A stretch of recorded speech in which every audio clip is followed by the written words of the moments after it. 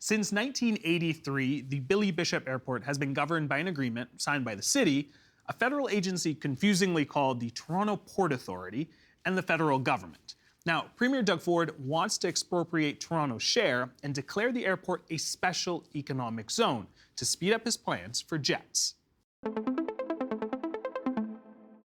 Jessica Green is a professor in the Department of Political Science and the School of the Environment at the University of Toronto. Daniel Tisch is the president and CEO of the Ontario Chamber of Commerce. Great to have you both here. Thank you so much. Great to be here. Thanks for having us. Let's talk initial reactions, Jessica. Premier Ford's plan to expand Billy Bishop Airport. What are your thoughts? I don't think it's a plan yet. I think it's an announcement, and I would like to know what the plan is, and I would like to know what the numbers look like. So, generally in public policy, we have a proposal, we do cost-benefit analysis, and we see how the numbers shake out. And I think that there's a lot of purported economic benefits, but there will be a lot of costs to the City of Toronto, and I think we need to spend some time thinking about looking very carefully at what those are. All right, Daniel, we're talking about economic benefits, some numbers, obviously, announcement, not a plan, but perhaps some excitement. Yeah, I mean, I think we all know people who live in Toronto, people who live actually across Ontario who use Billy Bishop Airport to get into Toronto easily, to do business, to, tourism, to connect to other places, to connect opportunities.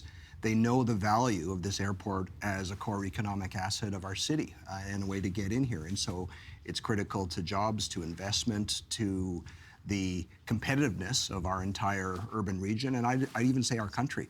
So, yeah, I mean, we believe that there is a place for responsible expansion of the airport, and I guess what we'd like to ensure, of course, is that there be appropriate local consultation, that any changes be subject to very high environmental standards, and that it be part of an integrated vision and plan for the Toronto waterfront, right? And I think for us, those are the three guiding principles, but I think it's quite exciting to see at least a vision, but I agree with Jessica, we've got to see a lot more details, and there's got to be dialogue, there's got to be analysis, and it has to make sense, but we're certainly encouraged by what we see. Now, I wish we had the Transportation Minister sitting across from us so we could talk about it. We did invite Minister Pravmeet Sakaria on the program, asked for a statement. Unfortunately, he declined our invitation and did not send a statement in time for our broadcast. We did, however, get a statement from the Toronto Port Authority, which is the federal agency that owns and operates the Billy Bishop Airport. So I want to read part of their statement. It reads, "The Toronto Port Authority is in the process of developing a plan based on its vision for the future of Billy Bishop Toronto City Airport. Our vision is grounded in three pillars: innovation, operational excellence, and community. We believe that progress in aviation must translate into tangible benefits for the people and businesses we serve, and that includes expanding connectivity, responding to population growth and rising aviation demand, strengthening tourism and trade, and embracing modern aircraft that are cleaner, quieter, and more efficient." Daniel, what would more efficient aircraft look like? Well, I think more efficient aircraft, would be obviously more environmentally sustainable. It would be quieter, and I think part of the challenge that, from my understanding of the issues related to the airport today, is that it is governed under a tripartite agreement that goes back to 1983, right? And that the agreement specifies what types of aircraft can be used.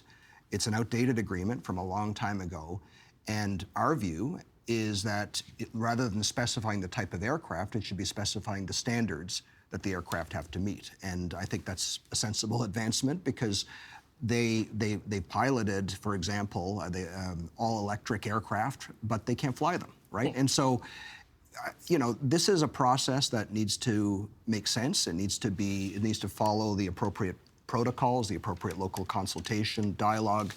But I think that there's an opportunity to modernize that governance agreement, and so that sets the rules of the road, and then once we have the rules, then we can have the dialogue. All right, Jessica? So I'm going to be a little bit contrarian here and say that... That's your role. That's my role too. Right? We don't have sustainable aviation yet. It's actually something I study in my work.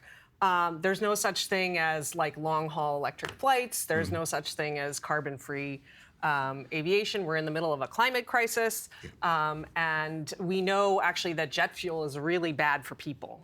There's a lot of studies that show that there are extremely fine particles that are put into the atmosphere and into the air when you combust jet fuel, and that's not good for people. So I think when we say sustainable aviation, we have to be very careful about what we're actually talking about, and what the knock-on effects in air pollution will be to the people of Toronto, and particularly to people around Billy Bishop Airport. All right. I mean, let me just jump in though. I think it's important, and I don't necessarily disagree with you. I think we've got to do the math and the analysis. But what I'd say is that if you look at long-haul flights, that's always going to be the role of Pearson, right? I don't see a future where there are long-haul flights from Billy Bishop Airport, right? The other thing I'll say is that part of our mandate is looking at prosperity for local communities around Ontario, right? And so we've got 60,000 businesses in our coalition from 145 different local chambers representing businesses of every size, every sector of the economy, every community in Ontario, and they rely on this airport, right? The other reality is that we are going to have massive population growth, Jay, and you alluded to it a moment ago, right? There are going to be 4 million more people in Ontario by 2050. About half of those will be here in the GTA, and saying Pearson can accommodate all of that, it's not realistic, right? Pearson, I think, there's a place to look at these two assets we have and look thoughtfully at each one and the role of each one, right? And obviously, there's got to be high standards that are met. We'd like to ensure that it's part of a plan for, a clean, green waterfront. And I think that's something that we need to talk about as a community and as a province, as a country. You mentioned standards, so I do need to ask, Premier Doug Ford has declared Billy Bishop Airport a special economic zone. And so some people have some concerns about what that would mean when we talk about the environment as well. Help us understand, why would Billy Bishop Airport be an economic zone? Why would that be something that Doug Ford would like? Well, I think, again, if that's the Premier, but I think that what I interpret from the announcement is that they're saying this is a high priority, right? And I think it's important to understand that when you create a special economic zone, whether it's provincially or federally, they use different terminology federally, major projects or projects of national interest. Yep. But it's not a get-out-of-jail-free card, right? It's more like a Nexus card. So you still have to go through, meet certain standards, you still have to go through security, you still have to go through all the protocols to ensure that we're making the right decisions and the right tests are met. But it's saying this is a priority, we're going to put it to the top of the list, and we're going to accelerate every step of the process. But it cannot be an excuse for short-circuiting the process or having a process that lacks rigor. All right. I'm hoping you can play ball here. I want to have a better understanding, when we talk about different names for provincial and federal, how much of this is about who is delivering the message versus what the message is? When we talk about nation building, we have the Prime Minister, perhaps a bit of mixed signals in terms of whether he greenlights this versus the Premier. If this was something that the Prime Minister had announced in his nation projects, would this be something that would be received differently? I mean, I think that's a difficult question to answer. I think the question is more about, this is a political question. Politics is about who gets what, right? And, Bill C-5, I think, is, we can debate whether it's a Nexus card or a get-out-of-jail-free card, but a lot of different groups across the country have criticized it for its fundamentally anti-democratic nature, right? You get to sort of decide things without due process, without the regular consultations and administrative and legal processes that we have built in for big infrastructure and development and all kinds of decisions. So I don't know that this coming from the from the Prime Minister would really change the fundamental fact that the argument is that this is going to benefit the province or maybe even the country, but it's going to cost Toronto a lot, right? And I think that's really where the rub is of who gets to decide that those costs are going to be, put on Torontonians. Well, let's talk about the costs here. There's environmental costs that you're flagging, but there's also some social implications as well. Yeah, there's environmental costs, there's traffic, right?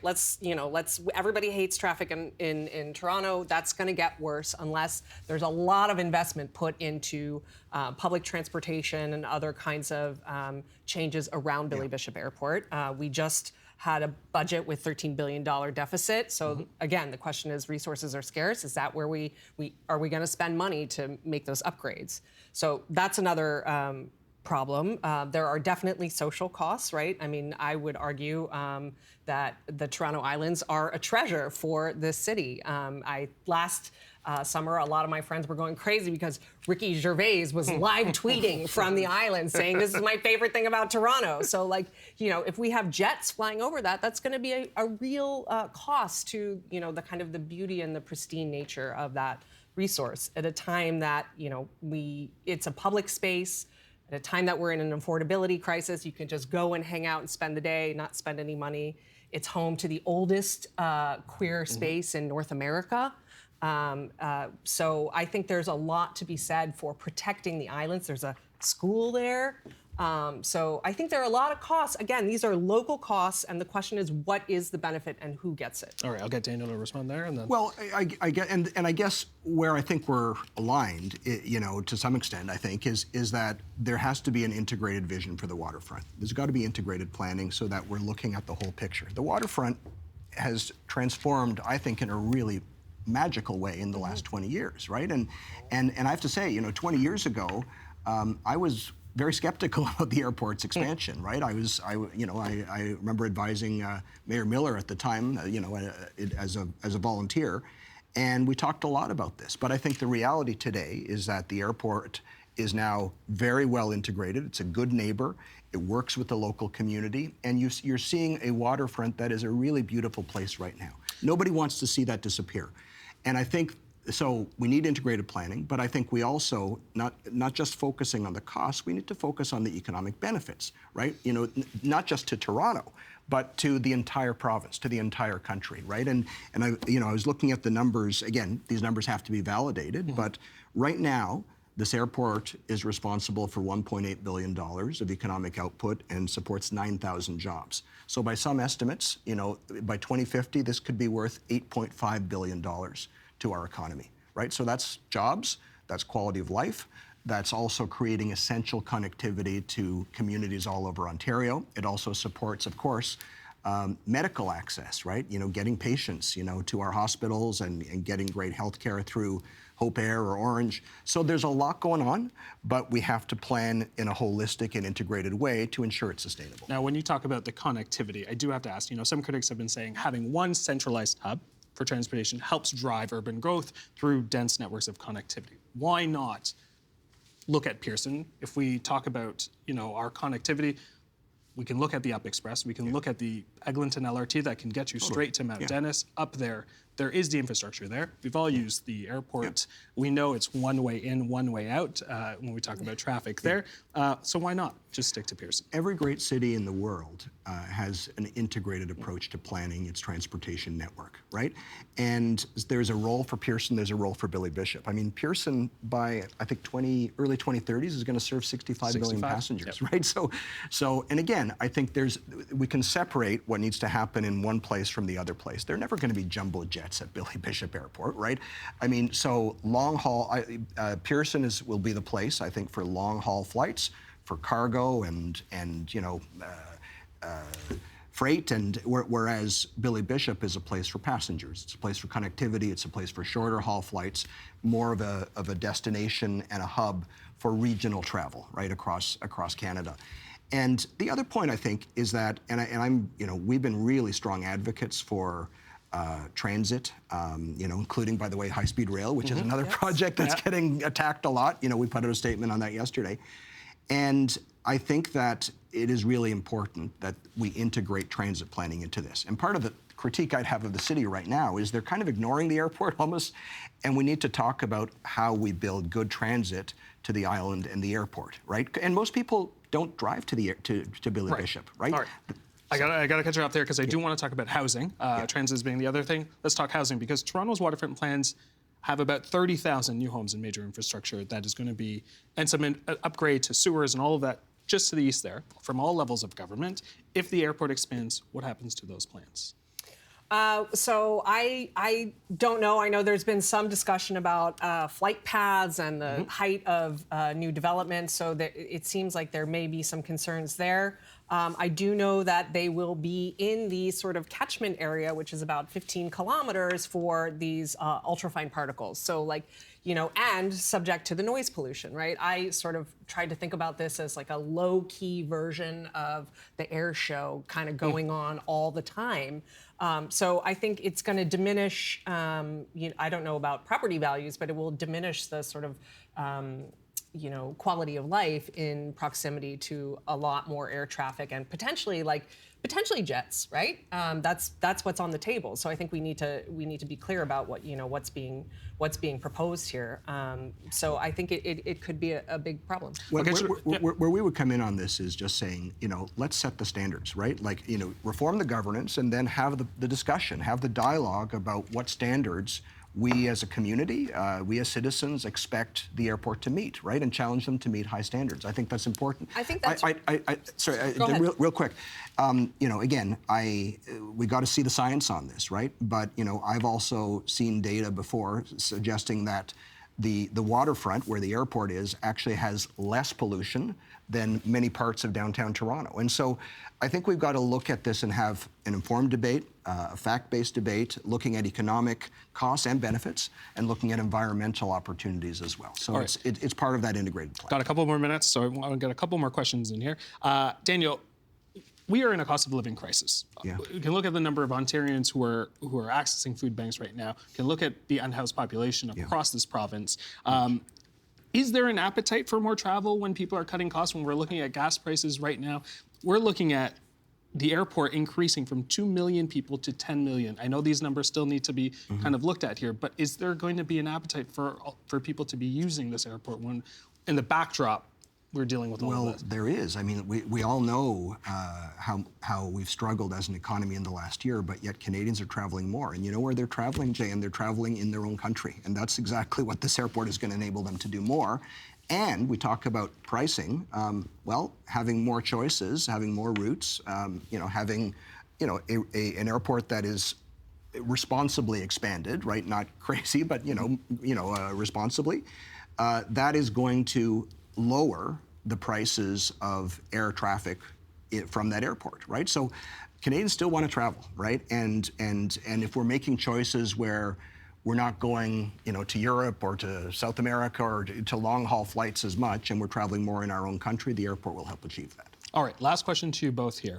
What would it take for all key players in this to work together? Daniel talks about sort of the standards that need to be discussed, but what would it take to have all key players here? So I think I want to go back to the standards point. I think that if you care about doing this responsibly, if you think that that can be done, I am not convinced that it can, then invoking Bill C-5 and talking about special economic zones is not the way to do it, right? Because this will have real economic and quality of life costs to the City of Toronto, and you want to make sure that everybody does get a seat at the table, including City Council, which has been, pushed out of this conversation, including the mayor, including the federal government, which has been, not really touched this with a 10-foot pole. So you need to get all of those people around the table, and pushing this through with even a Nexus card is not the way to do that.